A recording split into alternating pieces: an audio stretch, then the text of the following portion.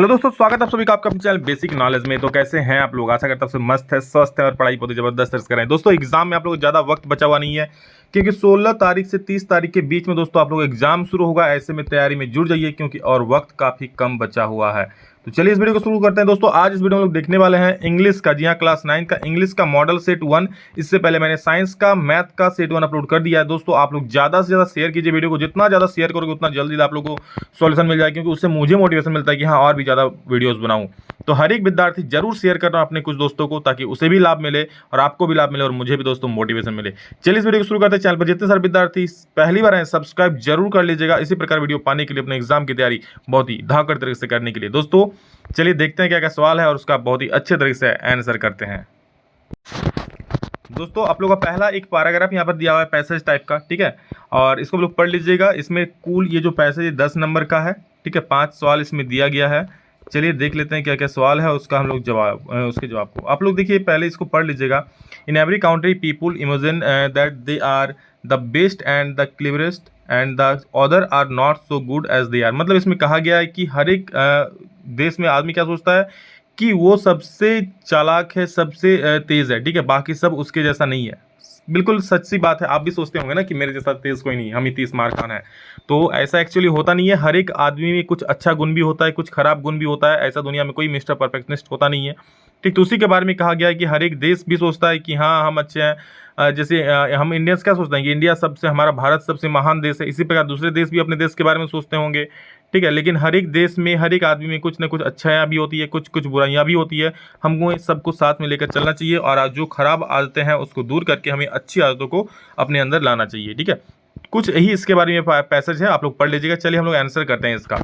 सबसे पहला है what do people think in every country. क्या सोचते हैं? तो people think that they are the best and the cleverest and the other are not so good as they are. मतलब people क्या सोचते हैं, लोग क्या सोचते हैं कि वही सबसे अच्छे और सबसे चालाक हैं, बाकी कोई उनके जैसा है नहीं, ठीक है। नेक्स्ट क्वेश्चन देखिए क्या लिखा है कि what do many Indians imagine. मतलब मैक्सिमम इंडियंस क्या इमेजिन करते हैं। तो देखिए आंसर क्या लिखा है, मेनी इंडियंस इमेजिन दैट। यहाँ पर दोस्तों इसको थोड़ा एडिट कर लीजिएगा, करेक्ट कर लीजिएगा। क्या many Indians imagine that India is the greatest. इसको हटा दीजिएगा, ठीक है। India is the greatest country, okay, इसको हटा दीजिएगा खाली। India is the greatest country in the world, यही मैक्सिमम इंडियंस सोचते हैं। बिल्कुल सही भी है यार। आगे देखो, व्हाट मस्ट वी डू। हमें क्या करना चाहिए। We must take good wherever we find it and try to remove the bad wherever it may be। मतलब क्या, हमें ये प्रयास करना चाहिए जो भी अच्छा हो उसको अपने अंदर में ले, ठीक है। वही लिखा है कि we must take good wherever we find, जहाँ भी हमें अच्छाई मिले हमें अपने अंदर लेना चाहिए। and try to remove the bad whatever it may be, और जो भी खराबी हो उसे हमसे दूर करना चाहिए, उसे हटा देना चाहिए अपने अंदर से। नेक्स्ट है what does a man possesses. एक आदमी के अंदर क्या होता है। A man possess some good and bad qualities. मतलब एक आदमी क्या धारण करता है, क्या होता है। पोसेस मतलब होता है धारण करना, ठीक है। तो एक आदमी क्या धारण करता है। कलर में बहुत दिक्कत हो रही है यार, क्या हुआ, चलो ठीक है। तो a man possess some good and bad qualities. मतलब एक आदमी में अच्छाइयाँ भी होती है और बुराइयाँ भी होती है। Choose the antonyms of roast and few from the given passage. Antonyms मतलब उसका उल्टा पूछा। रोस्ट मतलब क्या होता है, बहुत खराब, तो उसका उल्टा क्या हो जाएगा, गुड हो जाएगा, ठीक है। उसके बाद फ्यू, फ्यू का उल्टा क्या होता है, फ्यू का उल्टा हो जाएगा मेनी। फ्यू मतलब कम होता है, मेनी मतलब बहुत ज़्यादा। नेक्स्ट 6 नंबर क्वेश्चन है mix sentences with the given word, ठीक है। इससे सेंटेंस बनाने बोला है। तो क्या है, प्राउड से सबसे पहले क्या होगा, I proud to be an Indian, ये एक सेंटेंस हो गया सिंपल सा। काउंट्री का बनाएंगे, India is a great country, ये भी एक सेंटेंस हो गया। Next give a suitable title for the given passage. इस पैसेज के लिए सुइटेबल टाइटल आप कुछ भी दे सकते हो, मुझे काउंट्री लगा, ठीक है, मैंने काउंट्री लिखा, आप लोग कुछ और भी लिख सकते हो। नेक्स्ट देखिए क्या है, सेक्शन बी में दोस्तों ये राइटिंग सेक्शन आता है आप लोगों का। राइटिंग सेक्शन में देखिए क्या है, write an application to the headmaster of your school requesting him to provide computer learning facilities in your school. मतलब अपने जो प्रधानाचार्य है उनको पत्र लिखकर बताना है कि आपके स्कूल में कंप्यूटर लर्निंग फैसिलिटीज को ठीक किया जाए, प्रोवाइड करे कंप्यूटर लर्निंग फैसिलिटी, मतलब कंप्यूटर देने के लिए। तो देखिए क्या है, to the principal Abhinav public school Rohini Delhi, school का नाम लिख दिया, to the principal Abhinav public school Rohini Delhi. ये इस डेट को लिखा गया 27 जुलाई 2021 को। आप डेट कुछ भी दे सकते हो, उसमें क्या दिक्कत है। Subject requesting for computer facilities, और सब्जेक्ट किस लिए, मतलब किस लिए आप लेटर लिख रहे हो, कंप्यूटर फैसिलिटी को अपने स्कूल में रिक्वेस्ट करने के लिए, ठीक करने के लिए, ठीक है। Sir I would like to bring your kind notice that we don't have the proper computer facilities in our school. बोलो क्या बोल रहा है कि we like to bring your, मतलब आपका जो ध्यान हमारे स्कूल के कंप्यूटर फैसिलिटीज़ की तरफ आकर्षित करना चाहता हूँ। Because of this we are not gaining knowledge as the computers as this computers have old versions, मतलब उनके स्कूल में जो कंप्यूटर्स है वो ओल्ड वर्जन के हो चुके हैं, इसलिए आपका ध्यान हमारे स्कूल में जो कंप्यूटर फैसिलिटीज़ है उसकी ओर आकर्षित करना चाहता हूँ। ठीक है, आगे क्या बोल रहा है, you know that computer learning is very important for any students for their bright future.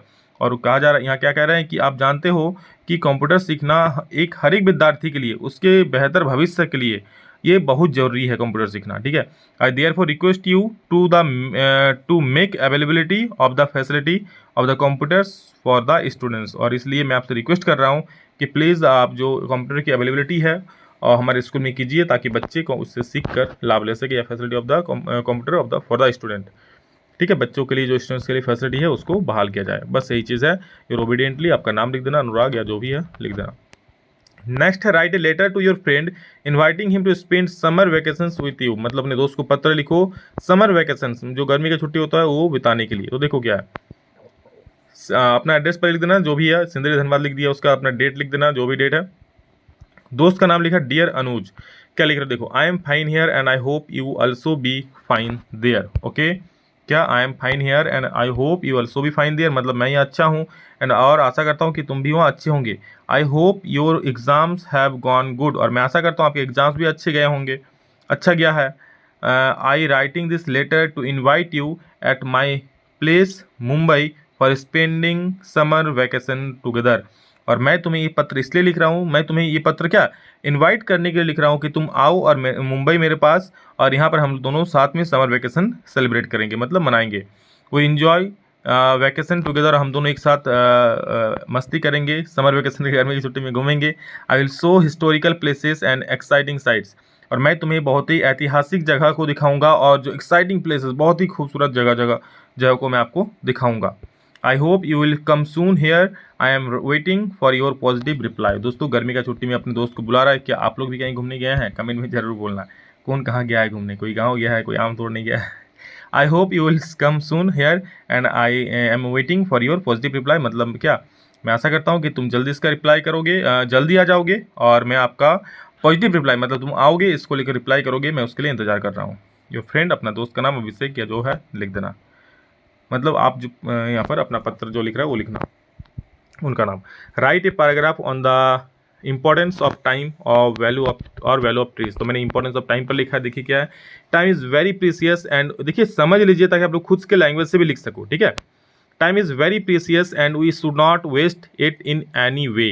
ठीक है, टाइम क्या बहुत महत्वपूर्ण है, इसका आप प्राइस दे नहीं सकते हो, बहुत प्रीसियस है, and we should not waste it in any way, हमें किसी भी तरह से इसको वेस्ट नहीं करना चाहिए। Likewise, we can earn the money we spent, but we cannot get back the time we have lost. जैसे हम लोग जो पैसा खर्च करते हैं वो तो हम लोग फिर से कमा सकते हैं, बट जो टाइम आप खर्च करते हैं एक बार, वो टाइम आपको फिर, वो समय आपको फिर कभी नहीं मिल सकता। So this makes the time more valuable then money, मतलब क्या, समय सबसे महत्वपूर्ण है, पैसे से भी ज़्यादा महत्वपूर्ण है। इसका मतलब है कि पैसे अगर आपको एक बार चले जाए तो आ भी सकता है, बट टाइम जो अगर बीत गया वो फिर नहीं आ सकता। Hence we should utilise the time in the most possible way. ठीक है, और इसलिए हमें जो टाइम को क्या यूटिलाइज करना चाहिए अच्छे कामों में। This is the most valuable and precious thing in the world. Also, we should use it for our good as well as for the good of other around us। और time को हम लोग क्या अपने अच्छे के लिए यूज़ कर सकते हैं, दूसरे के अच्छों के लिए भी यूज़ कर सकते हैं। This will help us and the society to be progress towards a better tomorrow. और हम लोग टाइम का अच्छे से यूज़ करेंगे तो क्या है, हमें ही ये हेल्प करेगा, हमारी सोसाइटी को ये आगे ले जाएगा। Moreover we should teach our children the importance and value of time. और क्या, हमें अपने बच्चों को भी जो समय का महत्वपूर्ण है उसको बताना चाहिए। Also wasting time will only lead you to cause an issue to you and the people around you. और अगर आप टाइम को वेस्ट करोगे तो उसको लेकर हमेशा आपको लेकर, मतलब क्या, कामों में दिक्कत ही आएगा, इशू क्रिएट करेगा आपको, आप में और आपके आसपास जो रहेंगे, आपका काम समय पर नहीं होगा। तो ये आगे है सेक्शन सी दोस्तों, यहाँ पर जो कि लिटरेचर है, 20 लिटरेचर यानी किताब से दिया गया है 20 नंबर का। तो यहाँ पर एक यार कहाँ चला गया, चलो ठीक है, हाँ read the given stanza and answer the question that follows. क्या है? Name the poem from where this extract has been taken. तो पोएम का नाम क्या है? No men are foreign. याद कर लीजिएगा। Who has written this lines? तो James Kirkup has written this line. Choose a word from the stanza which means pollute. Pollute का मतलब क्या है? तो एक जो यहाँ पर स्टेंजा दिया गया उसके अनुसार डिफाइल है। ठीक है। Read the extract given below, इसको पढ़िए और इसका आंसर ये जो है। Who is the speaker in the above lines? कौन लिखा है इसको, कौन बोला है? तो अब्दुल कलाम ने लिखा है ये lines. Who did not have formal education? किसको फॉर्मल एजुकेशन नहीं था? तो कलाम्स फादर जैनुलब्दीन, मतलब जो अब्दुल कलाम के पिताजी थे जैनुलब्दीन, उनको यहाँ पर फॉर्मल एजुकेशन नहीं मिला था। Choose a word which means inborn in the given passage। इसका अर्थ है innate। ओके, नेक्स्ट क्वेश्चन है 13 number. Can a simple jab of knife kill a tree? Why not? बोल रहा है सिर्फ एक चाकू का एक बार, एक जबड़ा, ठीक है, क्या किसी पेड़ को मार सकता है? ठीक है, गिरा सकता है? तो बिल्कुल नहीं। No, a simple jab of the knife does not have the ability to kill the tree. It has to go through various processes. If its root is not removed from the earth it will sprout again. मतलब क्या बोल रहा है कि आप चाकू का एक बार सिर्फ किसी पेड़ को नहीं मार सकता है, ठीक है, उसको जस्ट चोट ही आएगा, लेकिन आप जब पेड़ को, जब तक उसके जड़ों को नहीं काटते हो तब तक वो पेड़ नहीं मरता है। तो यही चीज़ कहा गया, इस चाकू के एक बार से कुछ नहीं होने वाला है, तो no. What did Saint Peter ask the old lady for? What was the lady's reaction? तो क्या है? Saint Peter asked the lady for a piece of cake. Saint Peter क्या मांगा? एक केक का टुकड़ा मांगा। The lady behaved miserly and kept decreasing the size of the cake. और लेडी ने क्या उसका तो गलत व्यवहार किया और केक का साइज को भी छोटा कर दिया। At last she did not give him the anything to it. और लास्ट में क्या किया? उन्होंने कुछ भी खाने को नहीं दिया उसको। ठीक है, यहाँ पर सेंट पीटर ने क्या उसको केक का पीस मांगा, लेकिन वो जो लेडी थी वो गलत व्यवहार किया उसके साथ, और साथ में केक का साइज को भी छोटा कर दिया, और लास्ट में उसको खाने के लिए भी कुछ नहीं दिया। What were the things Bruno used to have in his food list? Bruno started having everything as his food, like vegetables, fruits, nuts, meat, curry, and rice, regardless of condiments and chilies, bread, eggs, chocolates, sweets, pudding, ice cream। ये सारा चीज़ उनके खाने के list में था, याद कर लीजिएगा। ठीक है। पानी आ रहा है तो देखिए क्या आगे। Who were Abdul Kalam's school friends? What did they later become? Abdul Kalam के स्कूल के दोस्त कौन थे और बाद में वे क्या बने? तो देखिए यहाँ पर रामानंद शास्त्री, अरविंदन एंड शिव प्रकाशन वायर हिज स्कूल फ्रेंड्स। जो है यहाँ पर जो है रामानंद शास्त्री, अरविंदम एंड शिव प्रकाशन जो है उनके स्कूल के दोस्त थे। जो रामानंद शास्त्री आगे जाकर क्या बने? Priest of the Rameswaram temple, जो है वहाँ का जो रामेश्वरम टेम्पल उसके पुजारी बने, प्रीस्ट बने। प्रीस्ट मतलब पुजारी होता है। Aravindan went into the business of arranging transport for visiting pilgrims, मतलब जो वहाँ पर तीर्थयात्री आते थे उनके ट्रांसपोर्ट आने जाने के लिए वहाँ पर अपना बिजनेस खोले। ठीक है, ट्रांसपोर्ट की सुविधा के लिए। शिव प्रकाशन become a catering contractor for the south eastern railway. और शिव प्रकाशन क्या बन गए? साउथ ईस्टर्न रेलवे के लिए कैटरिंग कॉन्ट्रैक्टर बन गए। सदर में देखो व्हाई डू यहाँ पर Prashant and other volunteers resist the plan to set up institutions for orphans and widows, मतलब बच्चों और यहाँ पर विडोज के लिए जो इंस्टीट्यूशंस बनाए जाए उसको विरोध क्यों किया? तो देखिए Prashant and the other volunteers registered the plan to set up institutions for orphans and widows because they felt that in such institutions the children would grow up without family। मतलब बच्चे जो हैं क्या वो बिना फैमिली के बड़े होंगे, जो अनाथ आश्रम होता है, ठीक है, वृद्धाश्रम होता है, तो अनाथ आश्रम में बच्चे बिना गार्जियन के आगे बढ़ेंगे एंड बिना गार्जियन बिना प्यार के बड़े होंगे। एंड द विडोज, जो विधवाएं होंगी, वो would suffer from stigma and loneliness, वो अकेलेपन का शिकार होंगे। इसलिए दोस्तों इसका जो इस टाइप का इंस्टीट्यूशन था उसका विरोध किया। और दोस्तों अगला 2 सवाल है जो कि आप लोग में सिर्फ एक आंसर देना है, 5 नंबर का सवाल है, ठीक है, उसको बड़ा करके लिखना आप लोग। Who was the real culprit according to the king? Why does he escape punishment? जो राजा के अनुसार रियल यहाँ पर कल्प्रिट, जो मेन विक्टिम थे, जो मेन दोषी कौन था, और उसने why does he escape punishment, और उसे पनिशमेंट क्यों नहीं मिला? तो देखो according to the king the real culprit was the merchant's dead father. जो मर्चेंट था, जो बिजनेसमैन था, उसका जो मतलब जो पिताजी था वो मर गया था, तो वो मेन दोषी था। As he was dead he could not be punished, and in place of him his son would who had inherited all his property would be punished। और जब उसके पिताजी तो थे नहीं, तो उसके जगह पर उसका सारा संपत्ति उसे मिला था, इसलिए सारा दोषी भी वही था और उससे ही दोस्तों फांसी दिया जाने वाला था। लेकिन यहाँ पर क्या हुआ, the merchant escapes the punishment, उसे फांसी नहीं मिला। क्यों उसे पनिशमेंट नहीं मिला? क्योंकि as the minister feels that he is too thin, वो बहुत पतला था, to be killed by the stake, और बहुत पतला था ताकि उसे जो फांसी में लटकाया जा सके, वो लटकाने वाला भी मतलब इतना पतला था वो, ठीक है। तो उसके लिए वहाँ पर कुछ ऐसा व्यवस्था ही नहीं था, तो इसलिए उसको छोड़ दिया गया। फिर व्हाट वाज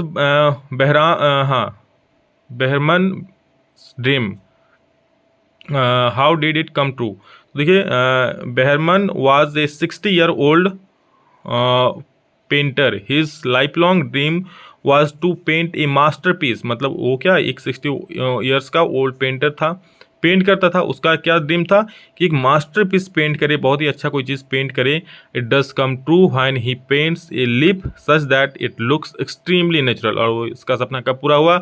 जब उसने एक पत्ते को पेंट किया जो कि बिल्कुल एकदम नेचुरल दिखता था। He painted the last leaf left on a creeper, ठीक है। और दोस्तों इस पर एक मूवी निकला था इस कहानी पर, आप लोग कह सकते हो कमेंट में तो जरूर कहना कि कौन सा मूवी इस कहानी पर निकला था, ठीक है। तो ये था इंग्लिश का दोस्तों सेट 1, और सारा सेट जल्दी आ जाएगा।